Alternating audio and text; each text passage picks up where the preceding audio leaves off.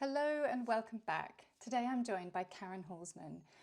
In this episode, we talk about Karen's personal experience of burnout and her journey to now becoming a burnout coach. She explains how understanding your strengths can be the cornerstone to burnout recovery. Karen has a master's in psychology, and I couldn't help myself but get her take on the body-mind connection. So join us now for all that and more. Enjoy. Hey there. Welcome to the Burnout Isn't Necessary podcast, where we delve into the world of stress, burnout, and the science behind it all. Over a decade ago, I faced burnout as a management consultant, experiencing an emptiness that I wouldn't wish on anyone. But here's the truth. My burnout wasn't necessary, and it's not necessary for you either. I'm Hannah Holden, and together with my amazing guests, we share our real-life experiences with stress and burnout. We explore the science behind stress, offering practical tips to help you navigate those challenging moments in life. Our goal? To empower you to prevent burnout from taking over your life. I am passionate about stress mastery and preventing burnout, and I am here to guide you to a more balanced, fulfilling life. So let's go. Burnout isn't necessary, and I'm here to show you why.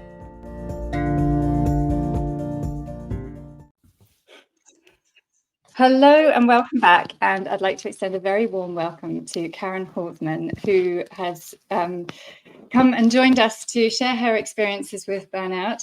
Karen is a strengths-based burnout coach for high-achieving women professionals. So Karen, welcome. Hello, thank you for asking me to join you today. I'm so excited to talk to you. Yeah, I was saying earlier, this conversation is a little bit overdue. We've been talking about having this conversation for maybe a year. Yeah. Here we are, we've made it happen. So Karen, can you start by telling us just a little bit more about what it is you do as a strengths-based burnout coach? Yes, absolutely. So my background is actually human resources. So I started in HR in the year 2000, but I've got my master's and my bachelor's in psychology. Eventually, in my HR career, I was able to kind of bring some of that into a portion of my job in HR was doing management development training, and which was probably my favorite part of my job. And I took the Clifton Strengths Assessment in the year 2006 with one of the original kind of developers and co-writers of the very first Strengths book. And his name is Chip Anderson. And when I took that, I thought I have to bring this to my company. And so eventually, a few years later, I was able to do that. And I brought this assessment and then the ability to coach people and train people on their results and how to apply them to groups of managers in our company. And so what I've done since then is I became certified as a strengths coach as well as a life coach. And I use the basis of that assessment and the results of what you get from taking that assessment to help people understand their genius, right? Your strengths, your talents, in fact, let's define how they define talent is your most dominant recurring patterns of thought, feeling, and behavior that can be productively applied. So talent isn't like, I'm good at math or I'm a great dancer or cooking, right? Talent is really the space that I live in and what allows me to thrive, be excited, motivated, energized, and contribute value to the world. And so I thought it just opened up all these possibilities. And I have through studying psychology, I have seen many different personality assessments, and there's a lot of great ones out there, many new ones since I was in graduate school. There's the DISC and Myers-Briggs and so many others, but I love the strengths assessment. There's so much data behind it. It's powered by the Gallup organization, which is this massive global research firm, and they don't just give you your results, they actually provide tools to help people understand and apply the so what of my talents. And what I love about it is how we explain what it means to be strengths-based is really that the man who created the Clifton Strengths Assessment is Don Clifton. And what he's famous for saying is, what would happen if we started focusing on what's right with people rather than what's wrong with them? And I like to flip that. What if I were to start thinking about what's right with me versus focusing on what's wrong with me? So this was happening in the time when the positive psychology movement was really growing in the 50s, 60s, and 70s. And it was all about there's a place for pathology and understanding and the diagnostic statistical manual, et cetera. But we don't want to we don't want to limit people by a diagnosis. We also want to help them see what makes them brilliant. And when I focus on that and I actually acknowledge what I am naturally good at, A, it makes me feel amazing. And then B, I'm able to apply it more directly and then have more influence in my life, more joy, more productivity, but in a good way, from a place of joy and rest instead of from a place of like survival and fight flight. So I Mm. use that assessment. I have my clients take the assessment and then we look at what their results are. And we just start having conversations about, well, okay, maybe this, in fact, I've got a database of hundreds and hundreds of managers I've taken through this assessment over the years. And the top three most recurring strengths in this group is achiever and responsibility, and then something called relator. So, achiever and responsibility can basically be described as you love being productive and getting stuff done, you thrive on getting stuff done, and also you're kind of that go to person who maybe says yes a lot. You can already see the downside of those strengths, right? The potential for being constantly producing, constantly saying yes, being that wonderful go to person that everyone loves because they know you're going to get it done on time and done well.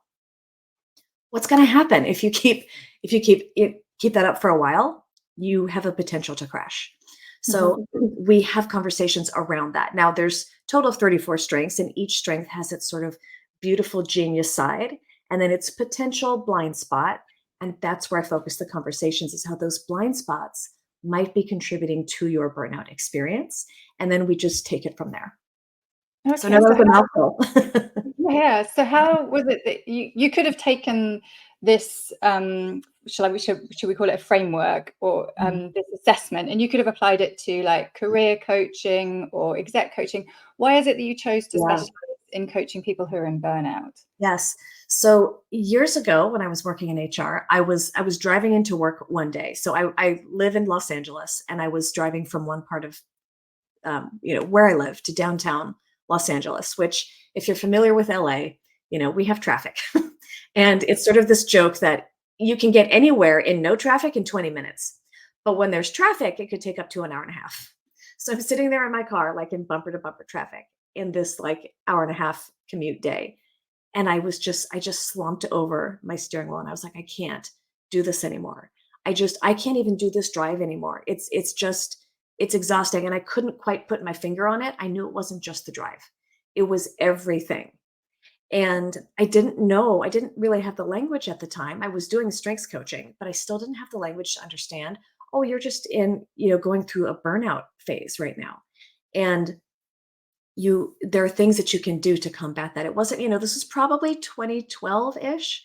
We didn't really have all the tools and all the language that we do now. So, and even with my background in psychology, I didn't know. So but I knew that I had to do something. But the truth is, I kind of just kept pushing until eventually I did make a career change. And funnily enough, I went to another very challenging career. But then I found ways to shift things, and I found ways to bring some relief. But yeah, it was working for years and years and years. Um, at a pace that was not sustainable. And going back to that post that you shared just the other day, it was like exactly that. I was in this place where I was a young woman in HR trying to prove myself, just trying to figure out how to do the job. And it was when I started, it was the year 2000. I was like 29 years old. And I didn't know anything about the corporate world. I had just come out of being a teacher. And so I was so overwhelmed. And my response was to just push and do everything I could, work long hours to just get it done, because I thought that's what you have to do. It's sink or swim. Mhm. And it did serve me for a while, right? It actually did. It was a good thing. It helped me learn a lot of things. It helped me succeed. Um, it helped me grow. But eventually, it started working against me. And a part of so there's many different layers of burnout. And something that I know you've talked about is that feeling of like, oh, I lost my train of thought. But that feeling of needing to prove yourself is one bit. But then working in an area of strength, like what if you're not working in an area where you feel energized and motivated by what you're doing? That can add a layer of burnout. I Mhm. was working in an area where I got to do lots of things that energized me and excited me. And because I loved what I was doing so much, I would just do more and more and more. And then everything else that's going on in the world and in life, it because burnout really is a holistic experience. It's not just work, I don't believe. It all just kind of came crashing down on me eventually. And I actually think that people can experience burnout as this kind of mid level, like it's just kind of like going up and down, cycling. And you don't necessarily have to have a massive crash to realize that you're in burnout. You Mhm. can just be in like a mid low level, Mhm. unsustainable pace. Eventually, I think you will crash, but I think a lot of people are starting to address it before that crash happens. Mm. So yeah, Yeah, so I had another guest on who talked a lot about alcohol addiction, and he said that underneath that addiction was burnout, but he mm, mastered it for years and used alcohol as a coping mechanism until sure. ultimately his coping mechanism backfired and health Yeah, issues and so on.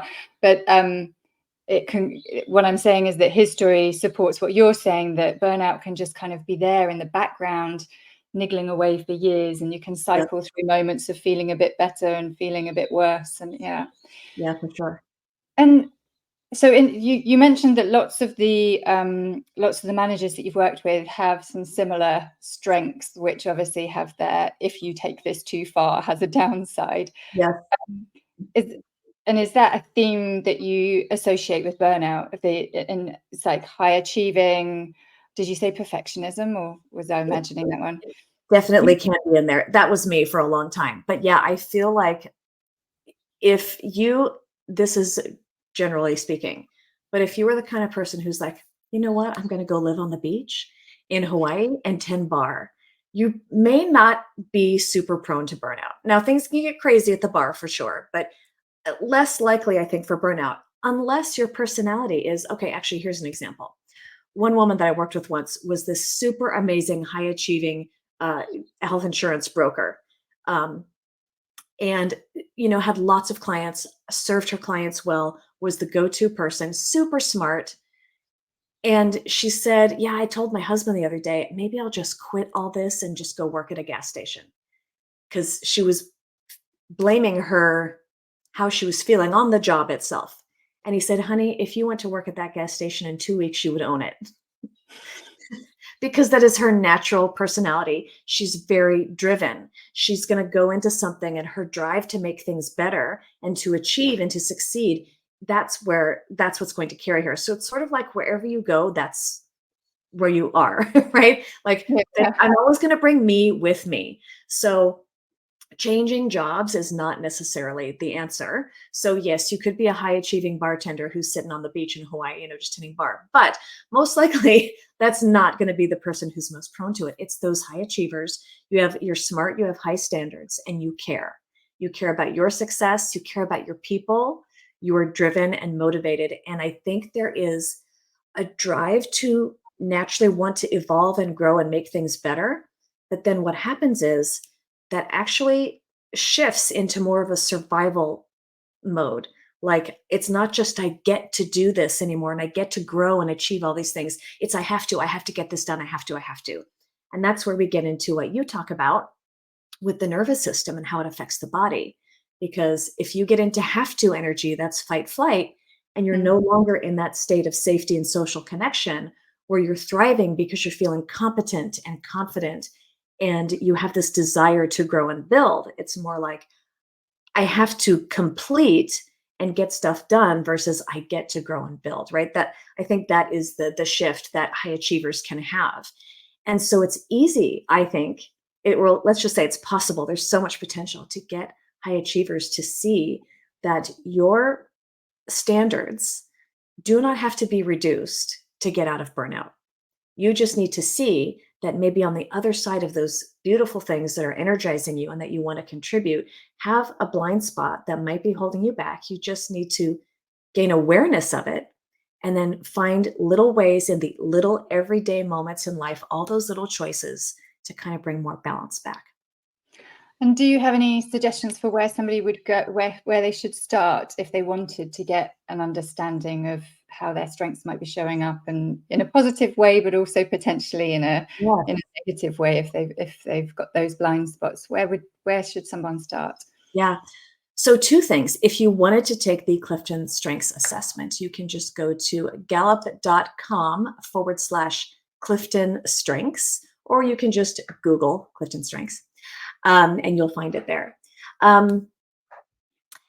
And when you take the assessment, you've got a couple of choices there. You've got the choice to get your top 5, or you can get a manager's report or a leader's report, which gives you your top 10, or you can get the full 34, which is going to show you your ranking of your strengths in your full 34 order. I always recommend the top 5 as a place to start. It's only $19.99 in US dollars, and you can see what is this all about, see how you like it, see what you can learn from it, and then if you want, you can upgrade to one of those other reports. Another way to do this is how I start every large group training on strengths that I do. What is at least 1 to 3 positive words that other people use to describe you? And start with that, and you will see what your strengths are just in that description. Or what do you love to do? Or where do you think you are most energized? That will usually point to your area of strength. And then the assessment gives you this beautiful language that helps you articulate it in a way that you may not have even thought of. And I think you might also have a free download that could help. Yeah. Yes. So another way to do that is, of course, if you go to my website, it's KarenHallsmanCoaching.com.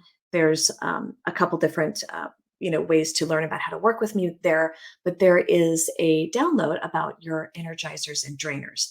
And that can help you also just kind of explore what are the things that might be draining me and what are the things that definitely energize me, and what can I learn from that? It is a worksheet. It's going to take you a few minutes to go through, but it is worth that investment to help you just get some initial insight, and you'll get some great aha moments out of it. Yeah, that sounds great. Thank you. So you kind of dangled the carrot in front of me there, because you mentioned a topic that I'm really interested in. So off we go. Nervous system and the body. I was listening to your first podcast episode earlier, and you were talking about 3 things that people need to know. And one was the importance of understanding your nervous system, how that works, how the flight and fight works, and how that shows up. It's something that I've also talked about. I think it's really important that we understand what's going on, so that it doesn't, I did another post about somebody who I met who said that they had thought that procrastination was like a personality trait. They hadn't realized that sense of procrastination and that sense of feeling stuck just when you need to be really productive because there's a deadline looming, and they were feeling like the rabbit in the headlights. They hadn't realized that that's actually not this personality trait. That is stress showing up in your system. That's the freeze response. That's the modern day version of the freeze response. So I agree with you. It's really important to know that, because then you can appreciate it and not think, what's wrong with me? Why can't I just get on with it? Yeah. The other 2 that you touched on were knowing your strengths, which we've just explored. And the third one is about emotions and the body-mind connection, and how when we're in burnout, we become all in our heads and disconnected from our body. So I would love to hear your perspective on the role that the body plays in burnout and burnout recovery, because your background is psychology. So I'd love to hear you explore that topic. Sure. Actually, what you just said reminded me of what you mentioned a few minutes ago, which is someone who didn't realize that his alcohol addiction was basically his kind of response to burnout. And I actually just took this amazing class with a woman named Jan Winhall, who has written a book called Treating Trauma and Addiction with the Felt Sense Polyvagal Model. And it's through the Polyvagal Institute. And if you go to their website, there's so many amazing resources. And the key takeaway from this class is that addiction is a nervous system response. And that when clients start to understand that what I'm doing is, okay, so there's the state of safety and social connection is this circle here. And then there's fight or flight over here. And then there's shutdown over here. So there's mobility and immobility. And in between that, the blended state of freeze. If I am feeling unsafe and social connection doesn't feel safe, if I've got some disconnection from myself, my work, my world, then my body, if I'm feeling all the physical sensations associated with fight flight, then I might drink or buffer with some other, could be over shopping, over drinking, overeating, over Netflixing, right? I'm doing that as a response to try to make my nervous system more regulated. I'm trying to get from fight flight, as an example, to that state of safety and social connection. I just want to feel the calm and the confidence and some sort of relief. So Mm-hmm. it's not like a personality defect. It is literally your body wanting to regulate. And so and she calls it the paradox of addiction, is that what helps also harms. Drinking helps me feel better in the short term. It actually is providing some sort of service, but it creates long-term harm. So we just want to, if we can see everything through that lens, I think it's an amazing way to think about it, is that I am just trying to find some way to bring regulation to the body. And when we're in burnout, we're usually either in fight, flight, freeze, or shut down, or toggling back and forth between all of them, even within one day. Mm-hmm. And so we're going to do things to want to make ourselves feel better. And some people, well, actually, this might be a little off topic, but some people are like, especially high achievers. I used to do this too. I used to do triathlons, and so many executives and like other professionals do triathlons. So you're stressed out at the end of the day, and then you go and you do a spin class or you go run 10 miles. And your body hasn't yet calmed down. It's like you're going to go run a 10K after having just run a marathon, and that is not necessarily the best way to help your body cope with the physiological effects of burnout Mm. when you're in that moment. But it seems like it's a go-to because that's my personality. I'm driven. I got to train for this race. But Yeah. anyway, Yeah. So very common. my second podcast episode was on ways that you can release stress from the body, and exercise is the number one way that you can Yeah, release the stress chemicals from your body. But like you say, if somebody is close to burnout, they're feeling exhausted, then doing more exercise is probably not the right place to start. And likewise, if you take those personality types, which I think we both share some similarities with, if you then take that kind of very driven, perfectionist kind of attitude into your approach to exercise, you are going to push yourself extremely far. And yes, short-term wins, but long-term yeah, probably too far. potentially. Yeah. And I actually agree that exercise is one of the best ways to kind of discharge all that energy and to bring the good hormones in. But I feel like, let's just say it's the example of you've just worked a long day and then you're like, I'm going to go to spin class. I'm going to feel better. There are some things that we can do to transition in between, like maybe just as simple as if your heart rate is up, right? Because you've been fight flight for maybe most of the day. You can do some breathing exercises to help kind of bring it a little bit more to a sustainable heart rate.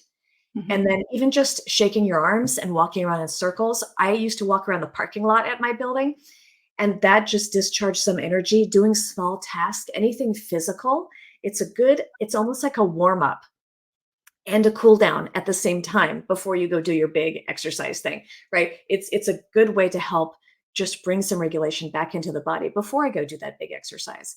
But yeah, I guess the point is that we have to address how our body feels before we can get our thinking brain on board to start thinking creatively and clearly. So if I'm in fight flight and I'm all up here and I'm just like, I have to do this and I have to do that and I have to do this, and you've got this massive task in front of you, then there are some things that we can do to bring our heart rate and our breathing down to a more sustainable place. And then all of a sudden the thinking brain opens up and now I can think creatively and clearly.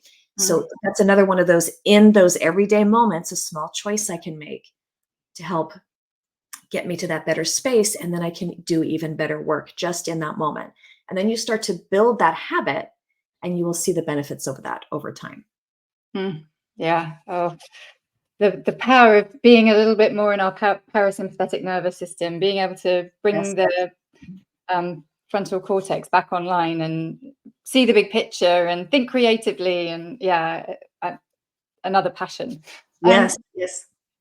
something that I wanted us to talk a little bit about was so something that you said on that podcast was how when you're in burnout, you become disconnected. So can Yes. you explain Mhm. what you mean by disconnected, what that might look or feel like for somebody? Because I would put bets on if somebody is disconnected, they're the least likely person to know what that looks and feels like. So if you Oh, could yeah. explore that a bit. Mhm.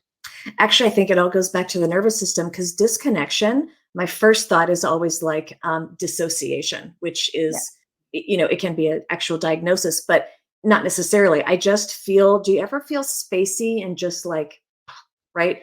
Like when I'm feeling connected to myself, to other people, and to my work and to the world around me, I feel a good sustainable energy physiologically, like in my body.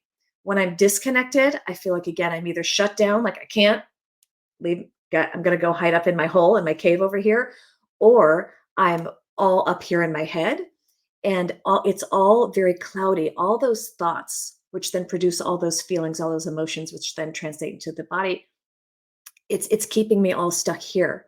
So I might be in a way in my body, but in a way very unaware of what my body is doing because I am so, my nervous system is not in the proper state for just feeling, again, that confident and competent, connected, safe feeling. Like I think disconnection and lack of safety go hand in hand. So when I'm, my nervous system is scanning the environment 24/7 and I see all these cues of threat, then we immediately go into some sort of protective mode. And protective mode is not connecting with the world and connecting with people. It's trying to survive. So how people might recognize it is, how does your body feel? Do you feel mobilized? Do you feel immobilized? Or do you feel frozen somewhere in between that deer in the headlights, right?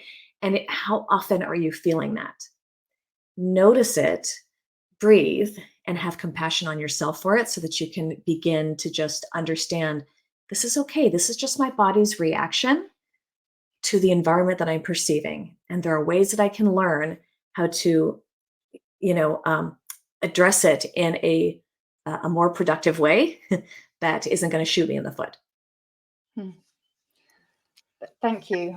Yeah, it's a topic that I could go on and explore, and I love all of that stuff, the biology of it, the Yeah. neuroscience, and so on. But I also wanted to understand. So you specialize in working with women, and it's a topic that we haven't covered on this podcast before. But do you think that there are factors that contribute to burnout in women that don't affect men? Do you think that there are ways in which women are potentially more prone to, more exposed to, more predisposed to burnout?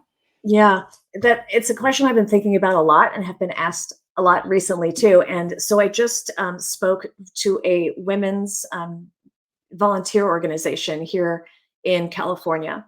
And they are a bunch of women who volunteer to help young women. Like it's called Job's Daughters. It's actually international, but it's kind of like a, for girls age 10 to 20, it's how they can grow in leadership, and they do charity work, and it's kind of like a development, it helps young women develop into the leaders of the future.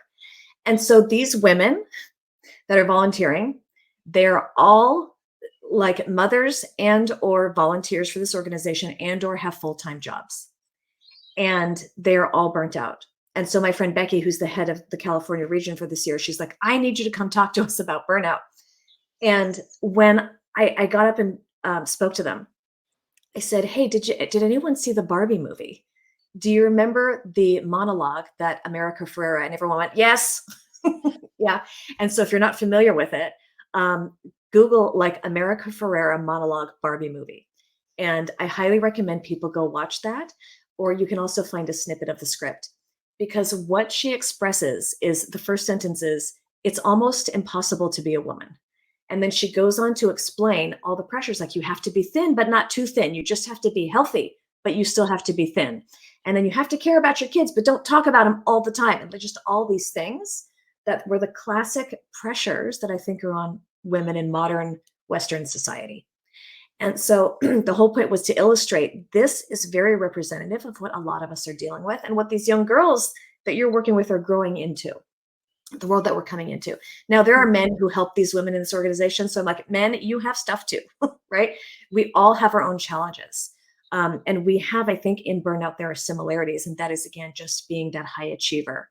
But I really do think that women have certain societal expectations that are unique to us that can feel massively overwhelming. My best friend is the head of HR and an executive, and she describes it like this: I feel like I have to be the perfect boss, the perfect employee, the perfect mother, the perfect wife, the perfect best friend, the perfect daughter. All of those things, I feel like I have to be all of it. So it's work, it's personal life, it's everything kind of coming down. Mm-hmm. Um, Mm-hmm. and then, pardon me, I was interviewing my friend Matt the other day, who has been managing people for like 25 years. And he said, do you think that women go through burnout sooner, like earlier in their career than men do because of all that crap that you have to deal with? And I was like, that is a good question. I haven't really thought about it in that way before. I guess it's possible. But because what I was specifically explaining was that when I was young and in the corporate world, my first exposure was this kind of larger company, under 1,000 employees, all male executives. And it was a challenging environment. And there was a lot of things that happened that they very specifically made the young women, I think, I don't know if they intended to do this, it's just the culture, right? They made us feel like we can't express our emotions. Like it's okay for men to yell and spit and throw things or to make really inappropriate jokes, but we have to be calm, cool, collected, and poised. And if there's a problem, God forbid I come to you expressing a little bit of emotion in my voice about that problem.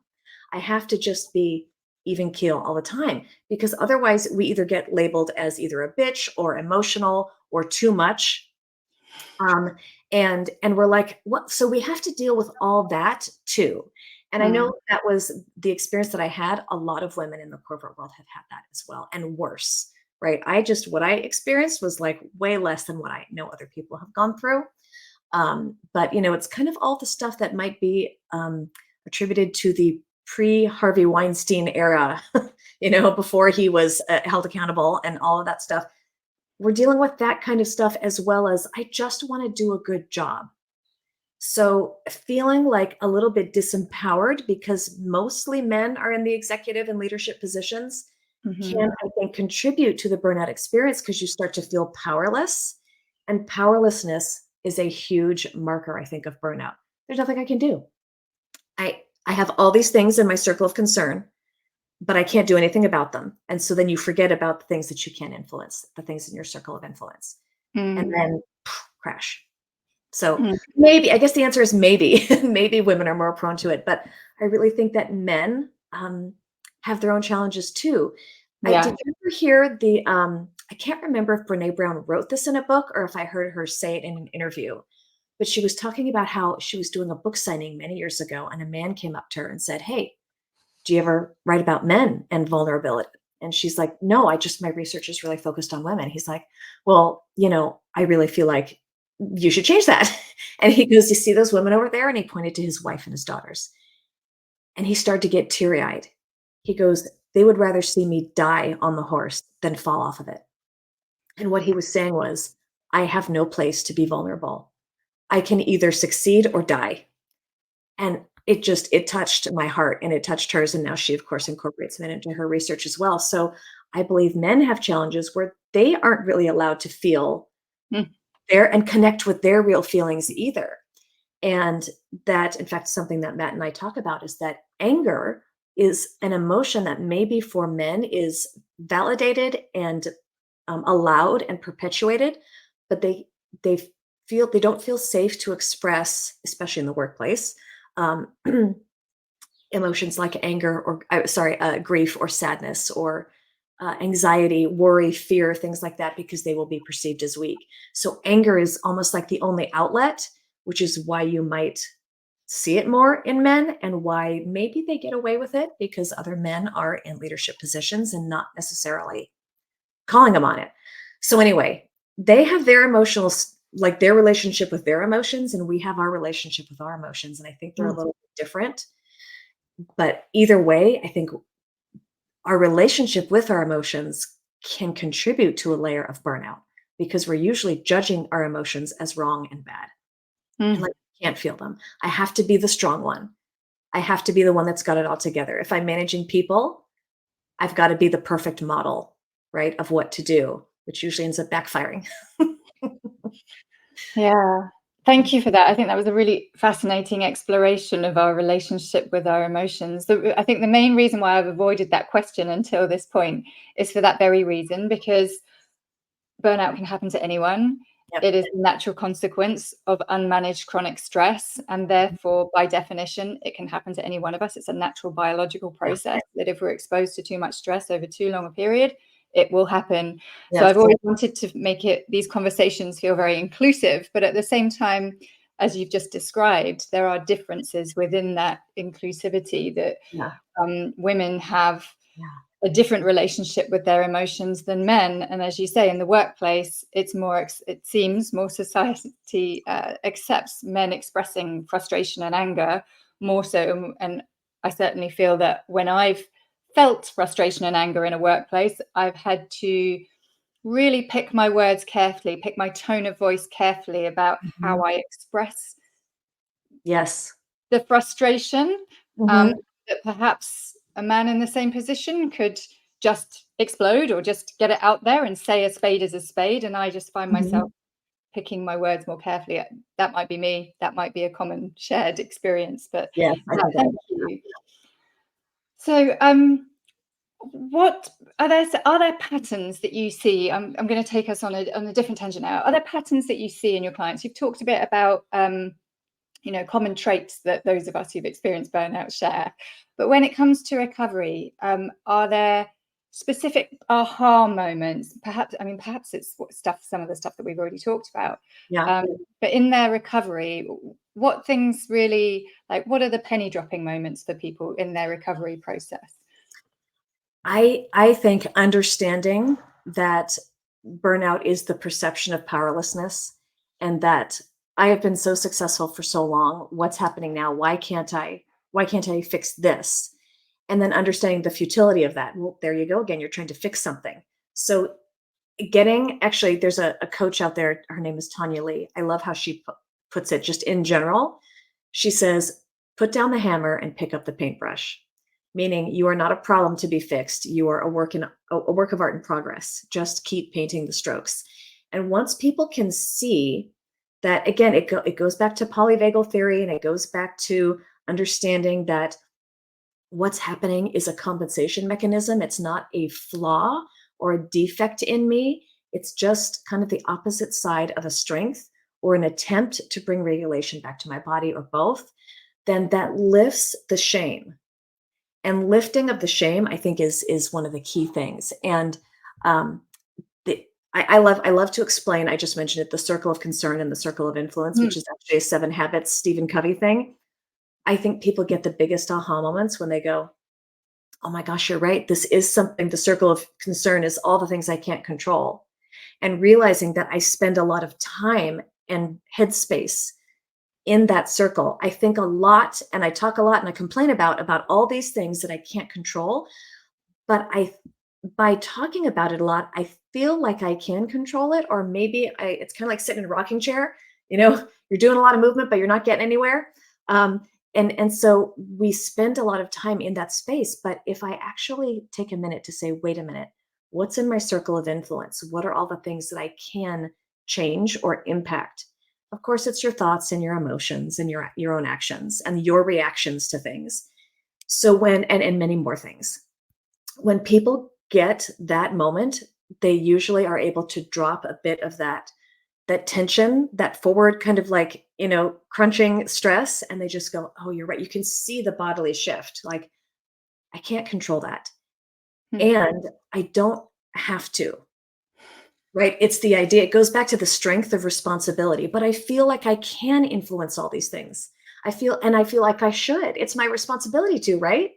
Yeah, Letting I feel like letting go of I that. Yes, and understanding, "Oh, I get it. That is actually one of my natural talents, and it's a gift that I bring to the world, is my sense of responsibility. So I don't have to stop being responsible. I don't have to stop being me, I just need to, in everyday small choices, all those little moments, realize where can I say no, or maybe not yet, or help me say yes, instead of just, yep, I got it. Right. So it's really in that and understanding, what do I have control over? What should I have control over? Where do I have influence? And then when I focus on where I have influence, that circle expands and then the circle of concern seems to shrink. So Mm. that's usually a big, I teach that tool all the time, and that gets a lot of relief for people. It's so powerful, because the more you focus on the things that you can change, the more that you do change the things that you can change. And as you've described, that circle really does. I mean, in the book, it seems quite conceptual, but having lived it, and Yeah. like, if I feel that I'm in overwhelm, I will brainstorm everything that's going on, all of the thoughts that are coming up, and then I will also categorize, where can I make a difference? Where do I have control? Where do I just need to accept? Or, okay, so I can't control this thing, but I know somebody who can. Yeah. So how can I indirectly influence that thing? And then you by doing that, you shift into a completely different stress response. You're bringing Mhm. the prefrontal cortex back online, Yes. your reasoning, your logic, and suddenly you've got faculties about you that you didn't have when you were in overwhelm. So yeah, it's Mhm. that's me sharing a lived experience of that, Yeah. the circles of concern and influence. I think Yeah. it's very powerful. Yeah. So, if somebody suspects that they are close to or are in burnout, where would you suggest that they start? What would you suggest that they do today? Mm. Well, don't Google it because you're going to find all these things like, first of all, very generic things like get help. Yes, we know. Or meditate and journal and exercise and get on a sleep schedule. It's more stuff to do. I think, but of course, I mean, it's always going to be stuff that we have to do. But first of all, being kind to yourself is number one. It's letting just so I was coaching someone the other day and they said, well, I have no self-compassion. I was like, as if it was just, "Oh, it's just a fact. Yeah, oh no, it's just I don't have that." Why? Why? Well, because I have such high standards. And what they meant was, well, I don't want to half-ass things. So if I let myself down or let someone else down, I've got to fix it. Like that was bad, that was wrong. Well, can you find a way to address that situation without making yourself bad and wrong? Of course you can. That's completely unnecessary. So don't make yourself wrong, I think, is number one. And again, just I think finding ways to signal safety to your body. If you can't do anything else, just breathe. And if you feel really activated and mobilized, breathe to help bring the breath and the heart rate down. If you feel really shut down, smell essential oils. Do something to slowly bring a little bit more energy back into your body, and then get up and move around, shake your arms, do simple little tasks that will help bring you out, right? So it's kind of like it's all about coming back more to regulation. So if nothing else, breathing, and noticing that probably so many times you're sitting at your desk or wherever you are and wherever you're working, you're probably holding your breath, and so many of us do that, or clenching our jaw, or both. Mhm. So sit up and breathe. And I know this is another thing, but I have reminders on my phone to remind me to breathe because it really does help. And it's just like, oh yeah. And even just for a couple seconds, even if I'm really busy, that really helps. But my best friend who's a CHRO, she used to say and still does, don't bleed for the company because the company's not going to bleed for you.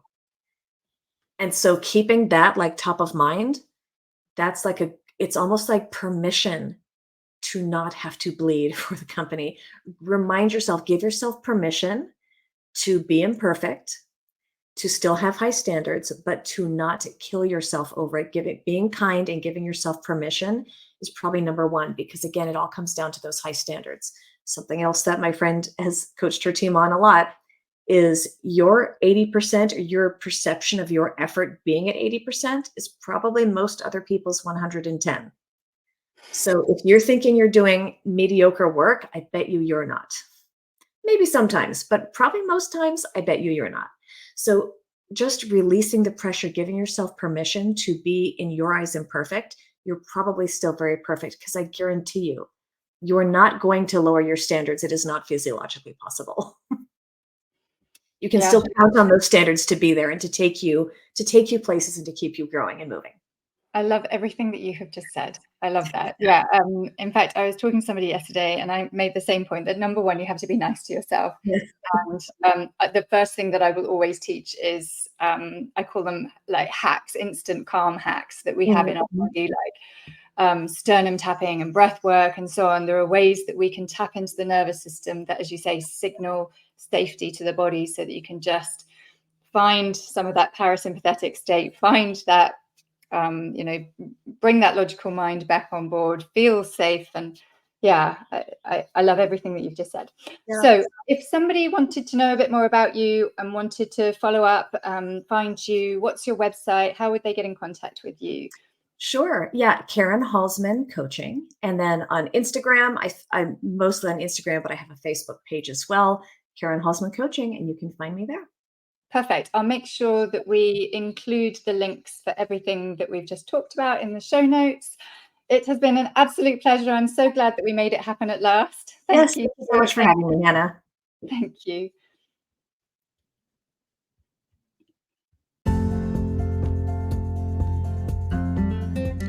Thank you for being part of Burnout Isn't Necessary. Our aim is to assist you in navigating stress and preventing burnout. If you found our conversations valuable, please consider subscribing and taking a moment to rate the podcast. Your feedback is essential.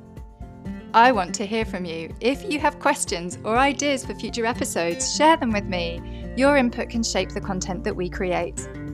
A common question I receive is where to start in managing stress, and everything starts with awareness. Stress impacts each of us in a unique way, and some stress symptoms can seem a little random, so I've created a checklist of symptoms to help you better understand how stress shows up for you. There's a link in the show notes. And a quick reminder, this podcast is presented for educational and entertainment purposes only. It's not a substitute for professional advice. Stay tuned for more episodes, and until next time, take care of yourself.